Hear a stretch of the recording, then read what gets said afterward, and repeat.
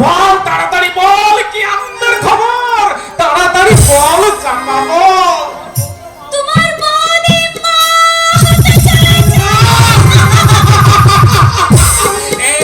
এই চাপা বউ, আজ তুই যে মুখে আমাকে দুটো আনন্দের খবর শোনালি, তোর সেই মুখে আমি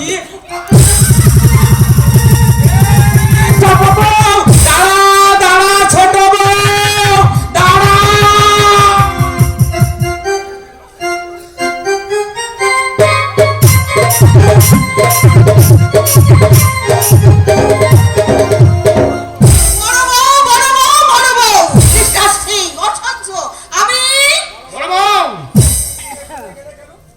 একই বড় বউ, তুমি দূরে সরে গেলে কেন?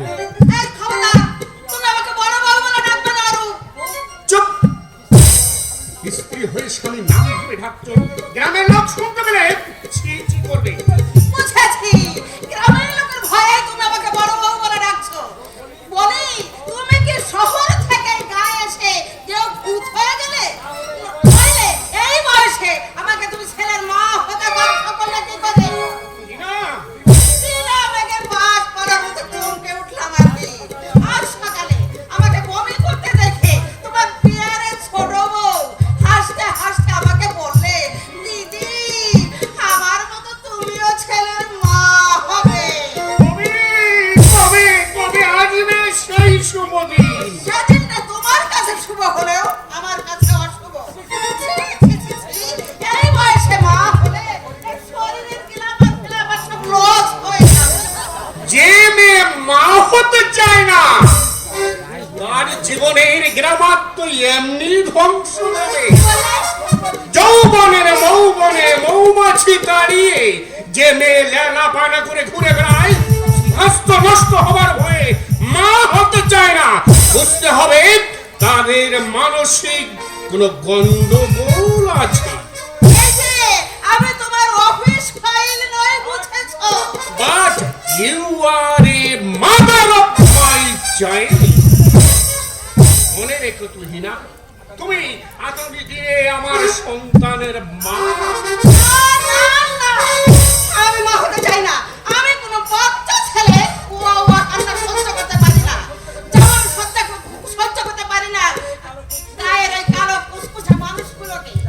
এটা আমার স্বভাব। না না, এটা তোমার অভাব নয়, এটা হলো তোমার মেলিয়ানার অভাব। তাহলে শোনো আমার জবাব। কি লাভ নবাবে নন্দিনী আয়সা,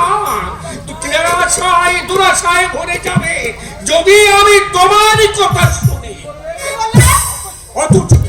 অথচ আমার ছোট ভাই রতন, মানে রতনের বউ, আমার ছোট বউমা,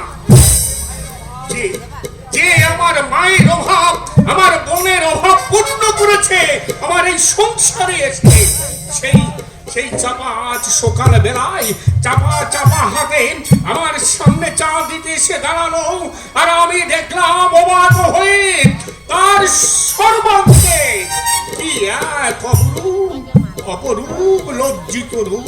তার মতো দুঃখ হয়ে আমি এই সংসারে উল্টে পারবো না। আর পুলতে হবে না, আর পুলতে হবে না বৌদি, আর তোমাকে পুলতে হবে না। আজ দুপুরটা কেটে যাক, আজ বিকেলে গিয়ে ওই মামুরপুর থেকে আমি তোমার জন্য কাজের লোক দিয়ে আর সোহাগের সাথে কথা বলতে হবে না। তুমি আমার সামনে থেকে সরে যাও। কেন সরে যাবে তুই না? কারণ আমি কালো মানুষ সহ্য করতে বৌদি তাছাড়া তুমি যখন দুপুর বেলায় ঘুমো তখন তোমার মুখ বেঁকে যায়, সেই বাঁকা মুখে পরশ করিয়ে লালা পড়ে। তুই না মুখ সামনে কথা বলো। তোমার মতো বোকা লোক পেলে আর সংসার চলে না দাদা। অমন আমার দুর্গা প্রতিমার মতো বৌদিকে যখন তখন তুমি অপমান করো কেন দাদা?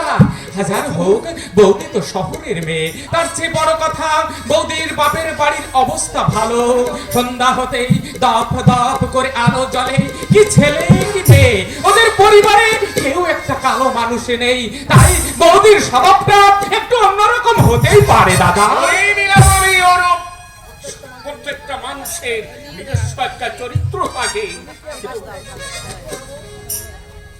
কিন্তু তুহিনা, তুমি কি আমার একটু জবাব দিতে পারবে তুহিনা? আরে বল কথাটা কি শুনি। এখনই একটু আগে আমার সামনে দাঁড়িয়ে আমার ভাইকে কালো কুচ্ছিতে বলে তুমি যে কথাগুলো বললে, তুহিনা, তুহিনা, তোমার ধর্মের ছেলে যদি আমার ভাইয়ের চেয়ে কালো কুচ্ছিত ছেলে হয়ে জন্মগ্রহণ করে, তখন তুমি তাকে কি করবে? আমি বলা দিতে পারবো। তুহিনা, আর তোমরা বাধা দিলে আমি বাধ্য হয়ে আত্মহত্যা না